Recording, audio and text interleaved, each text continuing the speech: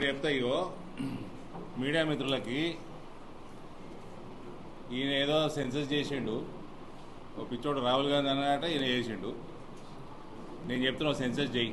ఇప్పుడు లక్ష్మణ్ గారు మాట్లాడుతూ ముస్లింలకి రిజర్వేషన్లు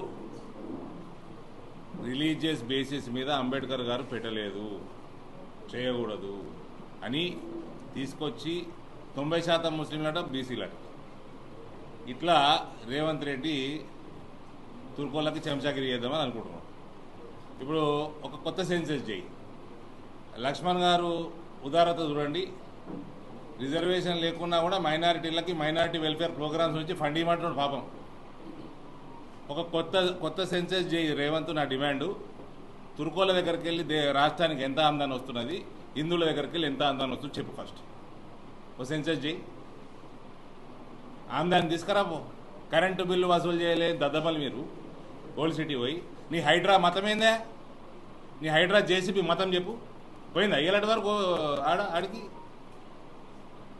పోయిందా? ఓవైసీ ఖాళీలో కొడతాడు. హైడ్రా మతం చెప్పు. ఇంకోటి చేయి, సర్వే చేయి.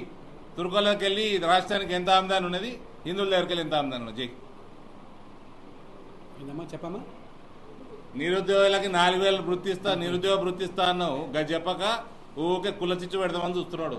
ఇప్పుడు చేయి సర్వే. ఇది తుర్కోలు ఎంత ఆమ్దాని ఉన్న తెలంగాణకి, హిందువులు ఎంత ఆమ్దాని ఉన్న చేయి. నీ హైడ్రా మతం ఏందో చెప్పు.